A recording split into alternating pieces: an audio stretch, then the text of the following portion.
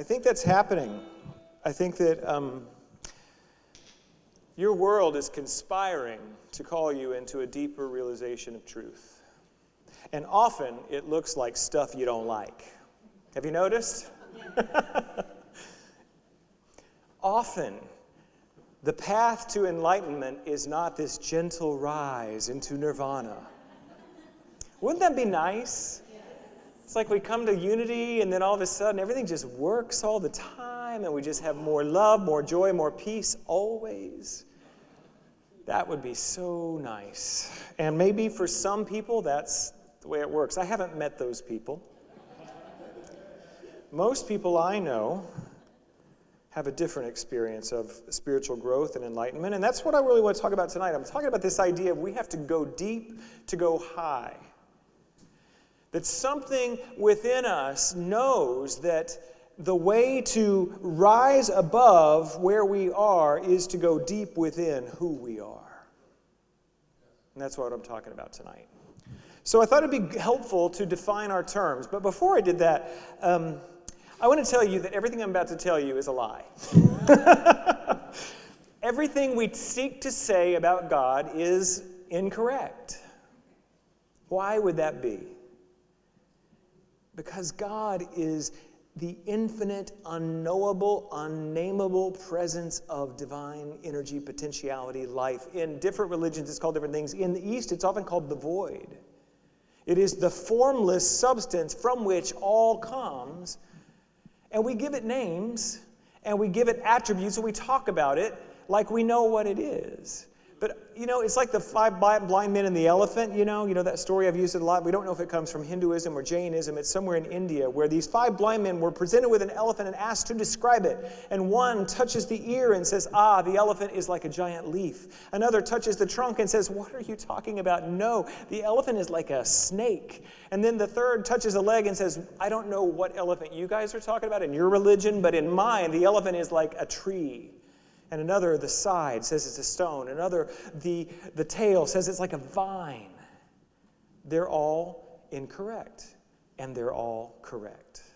And that's how it is as we begin to talk about God, and I call it God because that's the biggest word I know, that as we talk about the infinite, everything we say is partial. Maybe not wrong, but it's just part of the truth. So we want to understand that. Jean Houston, who's coming in May for 2 days, I'm really excited about this. She was here for the Celebrate Your Life conference last year, and we're bringing her back. She's doing a Thursday night lecture and a Saturday workshop. Jean Houston is amazing. Protege of Margaret Mead. She's been around. She knows everybody. She has been around, and she has these amazing exercises that help us get in touch with the divine. But she has this idea. She calls it the 3 salad bowls. And if you can imagine that on this side you have a salad bowl that is the pure, undifferentiated oneness of God, that unnameable, unknowable essence that we really can't say anything useful about because it's partial. And in this side, on the far other side, which that's your left, we have a salad bowl that is the mundane, the human, the earthly, the material, the things you can touch, taste, feel. And in the middle, in the salad bowl, are all religions, all language, all poetry, all art, all ways that we try to take some of the divine essence and make it in a way that we can grasp as a human being. Isn't that beautiful? It's just a great way of holding it. That every religion would be in that middle salad bowl. None of the religions really have a handle on the infinite. How could they? If God is infinite, how could anyone put a circle around it? Right? And so you notice I'm not even using masculine pronouns to talk about God because that sometimes limits me in thinking that God is a he. Well, God is masculine and feminine and neither and beyond all of that. So I'm going to challenge your embedded theology a little bit. That there's probably an idea or a concept of God that you came in with, and maybe God might be more. Amen? And that's what we're trying to get to tonight. So I thought before we get into the meat of the talk, I just thought we'd define our terms. So what do we mean by deep? When we're talking about spirituality, we do this a lot, I notice. We talk about space, like spatial metaphors, to talk about spiritual things. We do. deep actually has to do with, space. Like something that is deep, it goes deep. Deep, right? Deep, okay? But when we're talking about it from a spiritual, it's a metaphor. And what we mean is the capacity to hold or embody more. I also thought about this, that it takes more time to fill a deep vessel than a shallow one.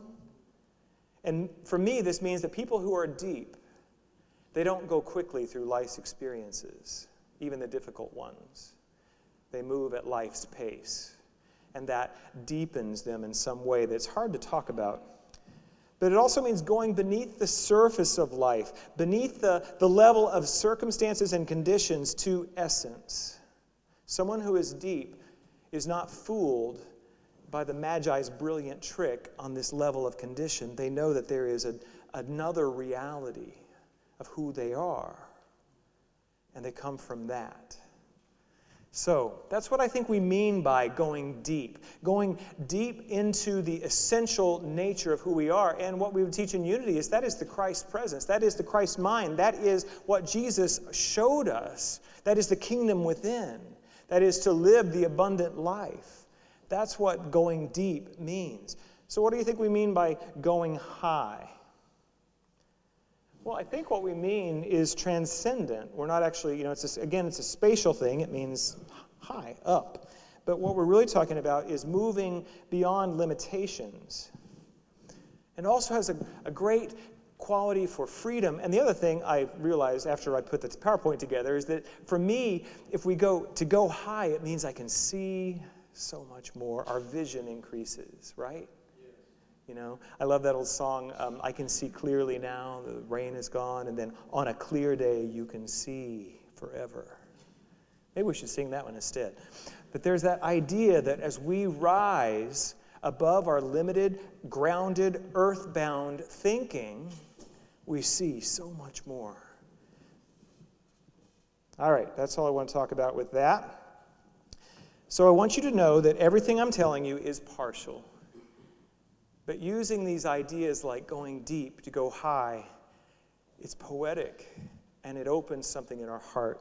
And our friend Hafiz knows about that. In case you haven't heard me read Hafiz, he was a Persian poet, a Sufi, which is the mystical branch of Islam. And he wrote in the 1300s, mid-1300s. And these are traditional, much revered poems. They are often translated over and over again. This contemporary translation by Daniel Ladinsky, even though it uses a lot of contemporary English idioms, it really is said to be one of the best ones because it gets at the irreverence, the heart, the humor of this amazing saint from Islam. There is a game we should play, and it goes like this.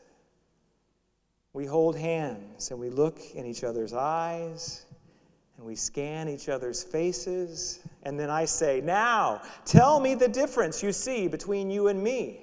And you might respond, Hafiz, your nose is 10 times bigger than mine. And then I would say, yes, my dear, almost 10 times. But let's keep playing. Let's go deeper. For if we do go deeper, our spirits will embrace and interweave. Our union will be so glorious that even God will not be able to tell us apart. There is a wonderful game that we should play, and it goes like this. Isn't that beautiful? So I'm not nearly as poetic as Hafiz. But as we explore this idea of going deep to go high, I want us just to remember that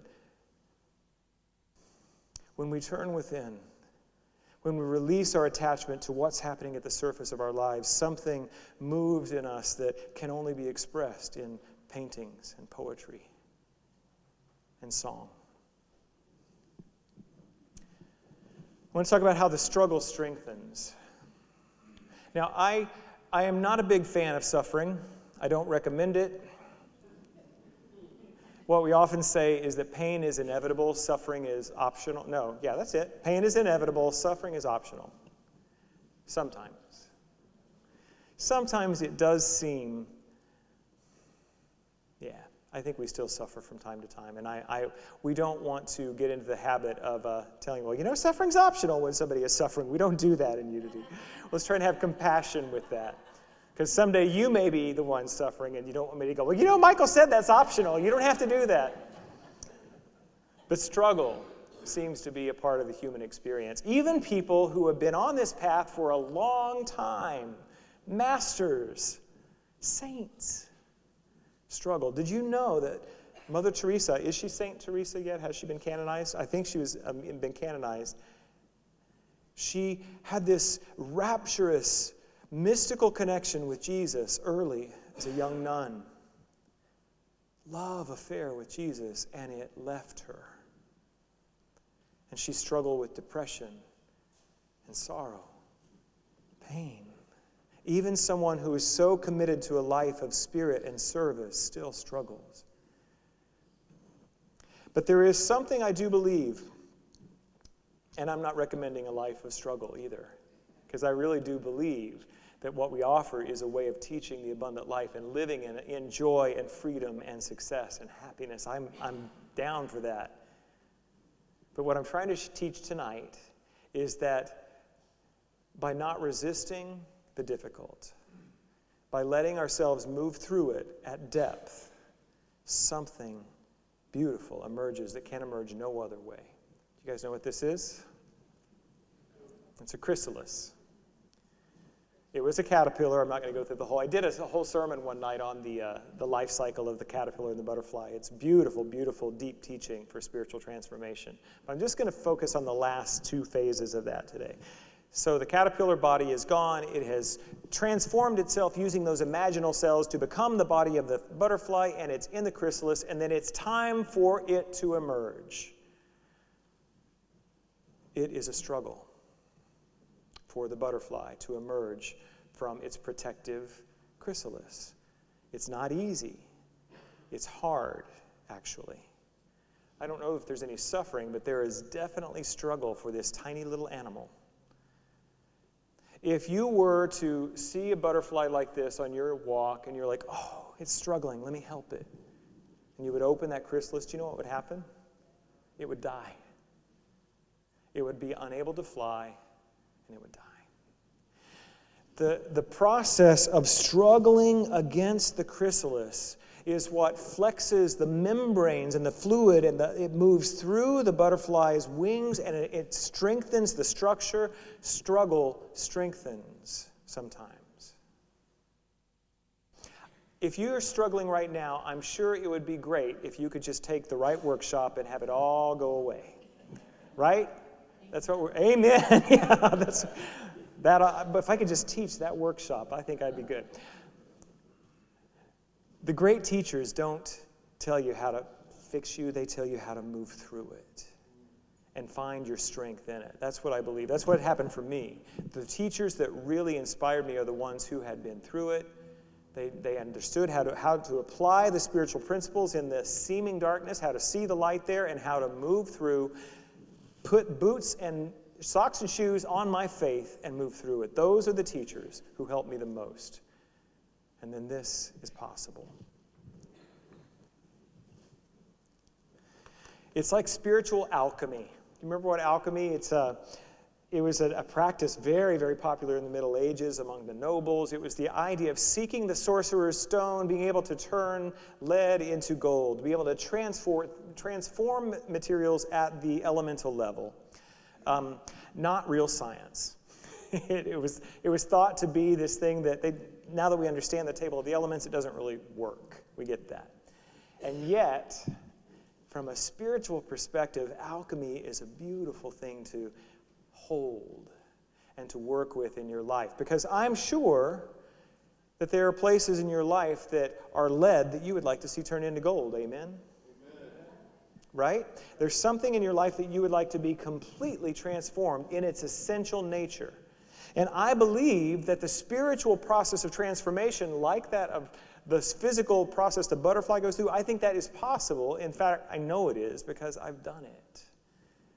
And I'm continuing to do it in different areas of my life. I know it's possible to move from one place. I mean, I'll tell you, I've talked a lot about my story. I get bored with it sometimes, but I share it just so you know that I know change at this level is possible. My world at the worst of my depression and alcoholism in my 20s was so tiny and so painful. It was like struggle just to get out of the house. I mean, every bill that came in the door was like gargantuan problem. How in the world? It was just so hard. My life doesn't feel that way anymore. I approach my life with such joy and such freedom. That was transformation. That is spiritual alchemy. And many of you have the same kind of testimonies where you, whether it was addiction or not, you have worked with spiritual principles, you have connected to the essence of who you are, and you have transformed your experience of life. Raise your hand if you've had that experience. Look around. How many of us have had the experience of finding the freedom of God at that spiritual base level? And I believe in miracles. I don't believe in shortcuts. Does that make sense? My friend Jinya Harrison, member of our church here, she's in the choir. She on her tag note or her signature line for her emails, it says, "There are no shortcuts to anywhere worth going." We don't get airlifted from a place of life not working and then magically transported into a place of life working. It doesn't work like that. That what Spirit doesn't just, magically, just like the transporter from Star Trek. I would love for them to invent that. Wouldn't that be great? Just to now I'm in Houston, now I'm in New York. I would just love that. It would be so great. That doesn't happen. It's the same thing. It's like you can get to New York, and there are a lot of different ways to go there. Walking would be the long way. And I have had a few spiritual journeys in my life that I think I took the long way. I do. I think I took the long way. But it is the process that actually makes you the person you can be to step into and live that new life. Like the struggle against the chrysalis is what makes the butterfly able to be the butterfly that flies. It is the process of moving through, not above, not over. It's the process of going deep in the experience, not skating on the surface, that allows you to become the person that lives the life you're called to live. There's a song by Amy Grant that I like. It's called Overnight. I've sung it here in a while. It's been a while. It says, "If it all just happened overnight, you wouldn't know how much it means. If it all just happened overnight, you would never learn to believe in what you cannot see." There's something about process that it transforms us. There's another saying that somebody gave me when I was starting this ministerial path, because I was so sure that God had called the wrong guy. I was pretty sure that I was not cut out for ministry. I could give you a long list of reasons why that would not be a good idea. And a friend of mine who was a minister just said, "Michael, God doesn't call the equipped. God equips the called." God doesn't call the equipped. God equips the called. And so, as I've talked about it before, I struggled, I resisted. Resistance is a big word in our culture right now. I resisted ministry all the way up until the final year of ministerial training. I was just like, I don't want to, why am I doing this? I don't like doing this. It's too expensive. I don't want to do this. Oh my God, I'm doing this. It was like, I remember arriving I remember where I was. I remember it was in the kitchen, the fellowship hall at my old church in Dallas, and I was on a break on a class in ministerial school, and I was standing there having a cup of coffee talking to my best friend Chris. And I said, I think maybe I'm built for this work. I'm wired to love people and see the truth of who they are. Maybe I'm wired to share my experience of spiritual practice and spiritual truth and principle. Maybe I'm here to show you that living a life of spirituality is fun, joyful, freeing. But it took me every struggle, every step to get there. Last week I shared 3 inspiring stories, historical people who overcame, and we are in Black History Month, and so I'm doing the same thing tonight. I've just found one that I wanted to share some of her story about this idea of struggle strengthening. Marguerite Annie Johnson was born in St. Louis, Missouri on April 4th, 1928, the second child of Bailey Johnson, a doorman and Navy dietitian, and Vivian Baxter Johnson, a nurse and a card dealer. The mom sounds like a lot of fun. Her older brother Bailey nicknamed Marguerite Maya. He called her Maya Sister. When Maya Angelou was 3 and her brother was 4, their parents' calamitous marriage ended, and their father sent them to Stamps, Arkansas, alone on a train to live with their grandmother, Annie Henderson. At 3 and 4, they traveled on the train from St. Louis to Stamps. 4 years later, the children's father came to Stamps without warning and returned them to their mother's care in St. Louis. At the age of 8, living with her mother, Maya Angelou was sexually abused and raped by her mother's boyfriend, a man named Freeman. She told her brother, who told the rest of the family. Freeman was found guilty, and he served 1 day in jail. 4 days after his release, he was murdered, probably by Maya Angelou's uncles. Maya Angelou became mute for almost 5 years, believing, as she stated, "I thought my voice killed him. I killed that man because I told his name. And then I thought I would never speak again because my voice would kill." It was during this period of silence that Maya Angelou developed an extraordinary memory and her love for books and literature and her ability to listen and observe the world around her. When she was 14, she and her brother moved in with her mother again, who had moved to Oakland, California, and she attended the California Labor School. Before graduating, she worked as the first black female streetcar conductor in San Francisco. 3 weeks after completing school, at the age of 17, she gave birth to her son, Clyde, who later changed his name to Guy. She held many jobs, including working as a prostitute, a table dancer, and a madam. Although some have tried to erase this part of her story, she's been very public about it. She said, "I wrote my experiences because I thought too many people tell the young folks, I never did anything wrong. Who? Moi? Never I." She said, "I have no skeletons in my closet. In fact, I have no closet." She said these older people lie to the young, and then the young people find themselves in situations and they think, "Damn, I must be a pretty bad guy. My mom or dad never did anything wrong." And they can't forgive themselves and go on with their lives. "So I wrote my story to help them." And she wrote in that book, I Gather Together in My Name, about her work at that time of her life. She is best known as a writer for her numerous books of poetry and 6 poignant memoirs, including the masterful 1969, I Know Why the Caged Bird Sings. In February, she won a Grammy. This was actually from 15 years ago. She won a Grammy for her recording of her most recent memoir, A Song Flung Up to Heaven. Her works have earned her more than 50 honorary degrees, as well as nominations for a National Book Award and a Pulitzer Prize. She wrote on the pulse of morning for the 1993 swearing-in of President Bill Clinton, become only the second poet in U.S. history. Robert Frost was the first invited to compose an inaugural poem. Less well known are Angelou's other lives. She was a singer, a composer, a dancer in Porgy and Bess, an actor in the Obie Award-winning play The Blacks, and in films such as Calypso Heatwave and How to Make an American Quilt. She was a civil rights worker who marched with Martin Luther King Jr. She was a journalist in Egypt and in Ghana. She was a writer for television in Hollywood, a director of the 1998 film Down in the Delta. And in 2011, she was awarded the Presidential Medal of Freedom, the highest award granted by the United States to a civilian.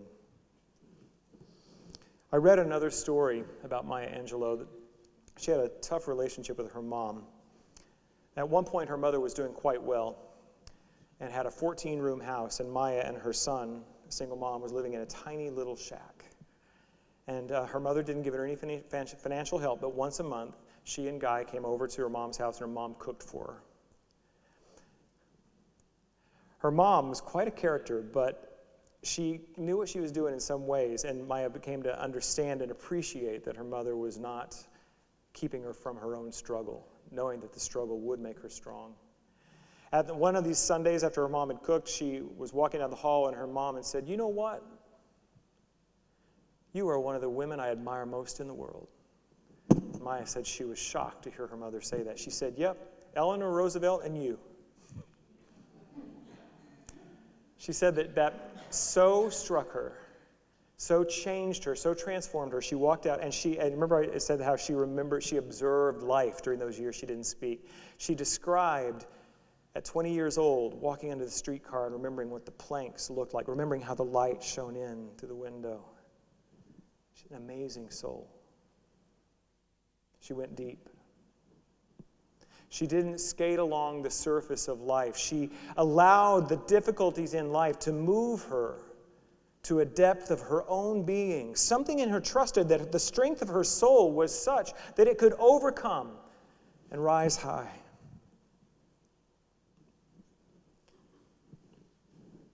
You may encounter many defeats, but you must not be defeated. In fact, it may be necessary to encounter the defeats so that you can know who you are, what you can rise from, how you can still come out of it. And so that's it. Everything I've told you tonight is partial. But I hope that you will allow the beautiful, shining example of someone like Maya Angelou to remind you that there is poetry in your own soul.